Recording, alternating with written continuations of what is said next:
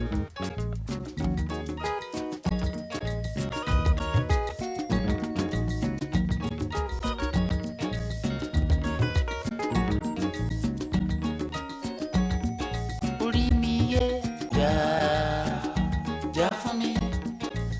Volta region in Ghana is known for many different attractions.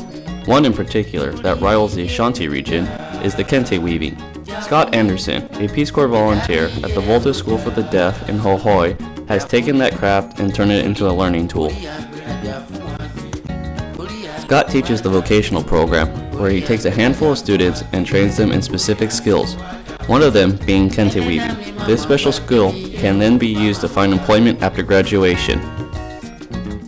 The kente weaving process is not an easy one to master, but with Scott's guidance, the students can create weaves that are on par, if not better, than the local kente. The whole process starts with spools of thread purchased in bulk from Accra. With the design blueprints in hand, the students can go to the supply cabinet and pull the colors needed for the weave. A classroom has been set aside for the kente weaving. One of the most difficult parts of the weave is right in the beginning, where the students have to keep the threads organized.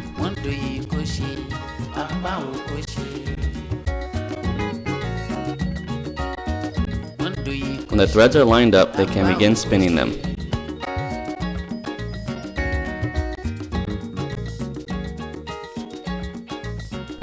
Spinning the thread allows it to be laid out neatly and untangled into the warp.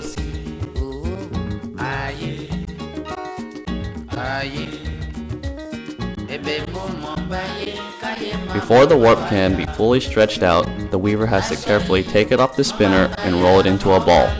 Once the ball is rolled, the heddles in the shuttle are prepped for the weaving process.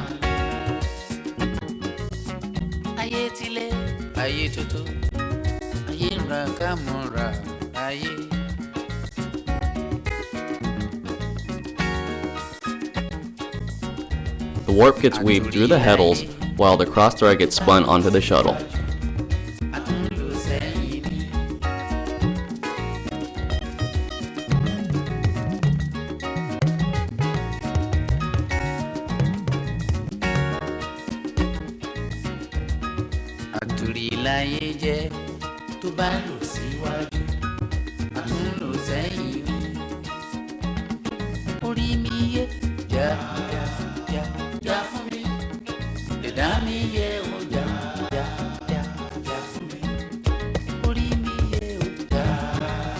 The warp then gets pulled tight and the weaving of the kente can commence.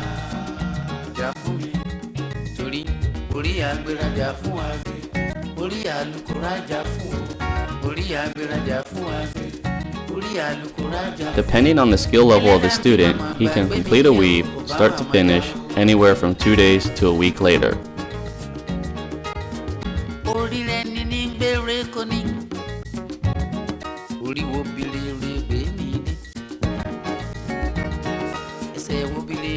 The finished bundles are taken to a seamstress shop in town where they are cut and sewn together. The kente can be cut and sewn together to satisfy whatever the customer's request is. The final products range from small handbags and wallets to men's smocks and large blankets. Scott has set up an organization with a storefront called Our Talking Hands, from which he sells the finished products. Money generated from the sales go back into the vocational program to buy new equipment and more materials for future products. In addition, Scott has used the money to bring in local deaf Ghanaians to teach the students new weaving techniques. When the students complete the vocational program, they can take a national exam to get certified for Level 1 Kente weaving. In 2012, 3 students took the exam and passed with flying colors.